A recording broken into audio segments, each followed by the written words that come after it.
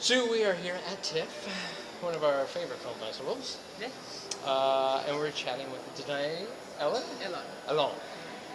with about her Just awesome said it three different documentary. ways. And let's just well, I just told you this moments ago that I loved it. I thought it was a perfect balance between It's called P.S. Jerusalem. yes, it is this perfect balance between adulthood and childhood, growing up in Jerusalem, basically. Now, my the question that kind of hit me right off the bat was, did you go into this with the intention of making a documentary, or did it start out as I'm just going to shoot some home movies, and then you saw this narrative develop? It's shot in the style of a whole movie, but I started straight off the bat. I knew I wanted to make a film about my family's return to Jerusalem, and I'm a cinematographer. Right. And I began by filming my 4-year-old son, and I thought that would be the beginning of a good premise for a documentary to try and understand what was going on in Jerusalem, in Israel, through the perspective of family and kids. So that was the premise. Because I mean, there are a lot of moments on there that are.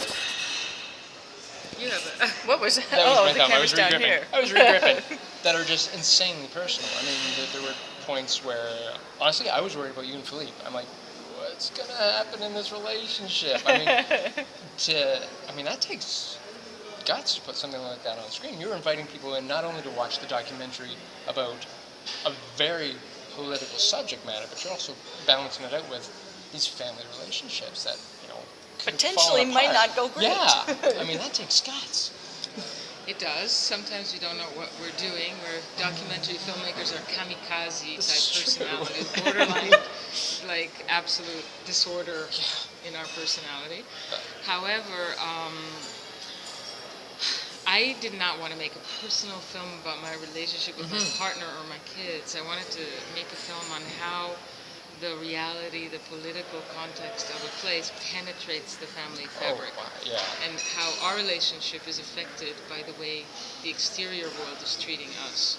And that was the purpose of making the film. The film is not a family therapy movie, or does it try to show you something that is too personal, but yet it's very intimate. Oh, yeah. So there's a border in documentary between very personal and intimate and yellow.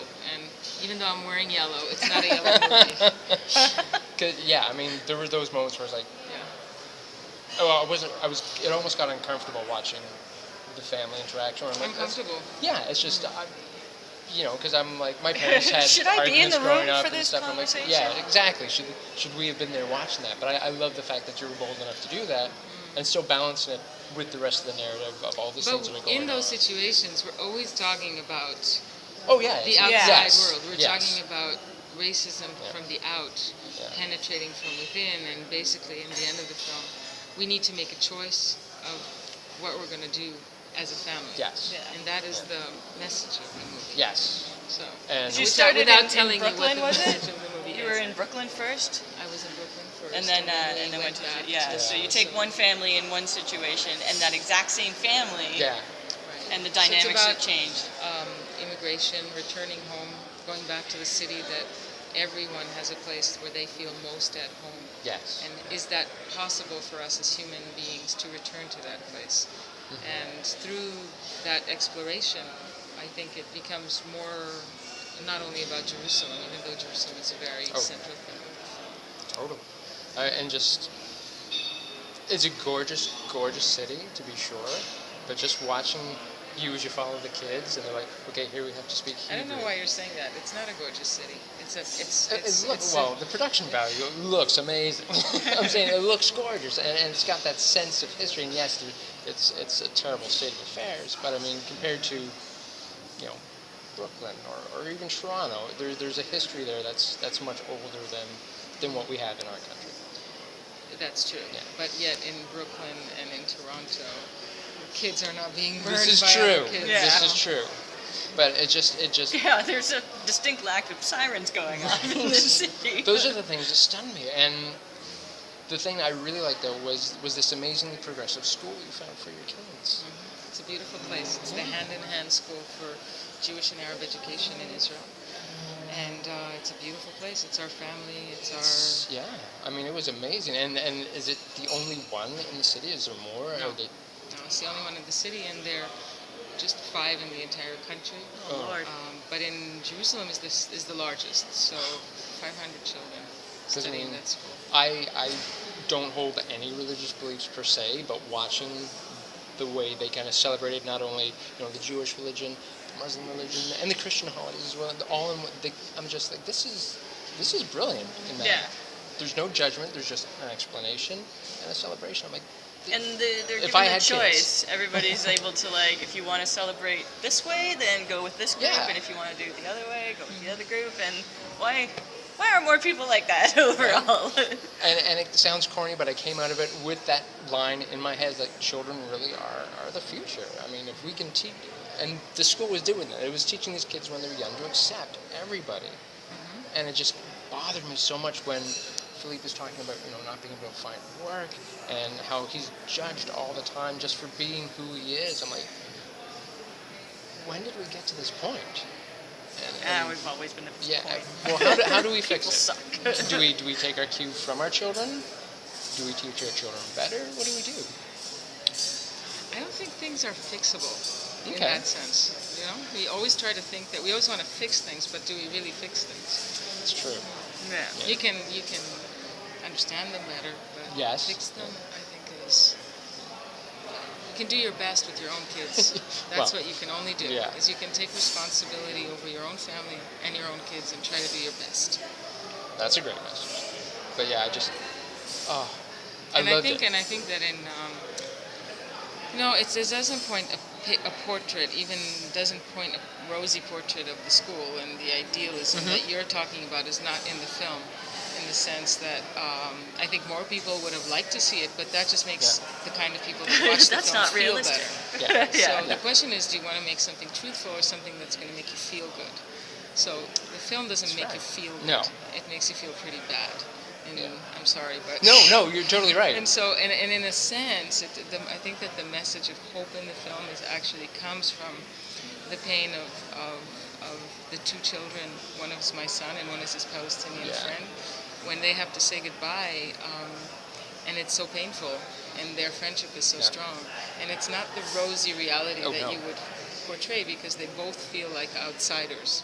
Yeah. And so in this situation, there's hope, even though it hurts. Yes, and I think that those singular moments right there where they're saying goodbye to one another, I related to on such a level, because I was an Air Force brat growing up. So every 2 to 3 years, I would have a new best friend, and then I would be leaving them. So I totally got that point of the... I'm like, maybe that's where my idealism and my hope for it comes from, because I'm like, these kids can prove that change can happen, that it can be a good thing. Yes, it hurts that they're being separated. As long as they don't have to fit into the mold of whatever the country is giving them, or the school, or anyone else, because it's all about separation. Yes. Even 2 separate identities, 2 separate languages, and I think they're just trying to escape it all. Yeah. So. Now, are they still in touch with one another? Yes, absolutely. Are they really? That's so great. See, that just makes me delightfully happy. I just love that. Oh, man. And you've got 3 kids now. Well, I had 3 kids in the Well, yes. But yes. But they're getting older. Yes, they're getting bigger. Getting older. Now we're now totally outnumbered. And you guys are in Montreal now? We're in Montreal. Oh, you guys must be loving that. Montreal's a fun city. Yeah, it is. It is welcoming. It gave us a good place to settle and think what we want to do next. Nice. Now, you have your premiere tomorrow, or today, as it, when we post. Yes. 9:45 at night. Okay. Scotiabank 14. Nice. Now, do you guys have like a Facebook page or a Twitter thing to follow? Yes, it's psjerusalem.com. Perfect. PS, without the dots, psjerusalem.com. That's awesome. And like I said, I walked away with it with that sense of idealism, but I think that's inherent in who I am. But it's a gorgeous film. It's a love story, the film. It is a love story. And it's a love story that it's not necessarily a sometimes love story, love but it's a love sucks. story. Yeah. And it was... I don't know if you've gotten this a lot, but I thank you for inviting us into your family. Thank you very much because for coming in. It was bold to do that, and just the nerve that it's took to say, okay, we're going to pick up, we're going to leave our home in Brooklyn, and we're going to go to Jerusalem, where I haven't been since I was a little girl. And my dad said, don't go back. And to do that, that's amazing. It's a hell of a journey. Yes, it is. So, That's what we do. yeah, Out well, of yes. curiosity, how many languages do you and your kids speak? Yeah. Are you asking us all together, or each Well, maybe separately. Because I noticed, like, on our screener it said English version. I was like, I wonder how many languages, because, like, the subtitles are in, Oh, that's totally a like, commercial. 3 ad. different, yeah. Has nothing to do with as many languages as I speak or Yeah, my no kids. doubt. But my kids speak 3, and I speak a couple more. Oh, Wow. I have enough problems with the English. You know, you don't quite understand the culture until you speak its Right, language. yeah. So if you move around enough, you'll get to speak a few languages. See, and I love it that you did it now, though. Well, 3 years ago. Yeah. But I love, because I'm like, here I'm in Toronto. I could conceivably just pick up and move somewhere, and just try and discover who I am. But to actually do it, that's pretty amazing. Well, we don't think about it. We're not that calculated of a people. Unfortunately, we don't calculate anything. We just do it. Just do it. But yeah, I think coming to Montreal at this given stage of our life has been the most challenging. In the Really? sense of, yeah, because this is the consequence of not being able to bring up 3 boys in Jerusalem and not wanting them to be there. Yeah. And when you want to be somewhere and work for it and speak to the people that you love most, and yet you know that it's the most, that is not the best environment for your children, you kind of like become an immigrant. And becoming an immigrant isn't a pleasant experience, I think. Yeah. Yeah, nobody actually sets out to, nobody grows up going, you know what I want to do?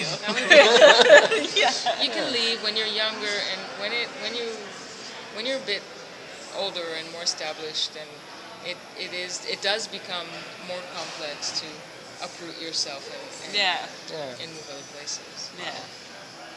So I wouldn't necessarily recommend it. That's fair. That's fair. If Well, you maybe come not from there. Toronto, maybe you don't really need to. But if you come from Yeah, just move to a different area. Yeah, right. if you come from, I was thinking somewhere maybe sunnier, tropical beach or something. that's not the same. Not the same, no. Danae, thank you so Thank you much. very It is much. a gorgeous film. Thank you very I wish much. you the utmost success with it, because I think it is a film that kind of needs to be seen. Thank you. And it was a great subject matter. So yeah, thank you for inviting us. Thank you for having me. Thank Sue, you. Tim, that was a great TIFF interview. it was. And yeah, Danae, good luck. Have fun Thank with you. it. Thank you Enjoy very the much. festival. Come to see the movie tomorrow night. Oh yeah, what are you gonna see while you're here? Oh boy, I wish I had the time. Right? I Yeah. totally get that. I wish I had the time, but I am going to see a few films, I think, Nice. once the premiere is over. Excellent. That's right. Yeah, you got to get that out of the way. Right. Excellent. Thank you. Thank you. When's the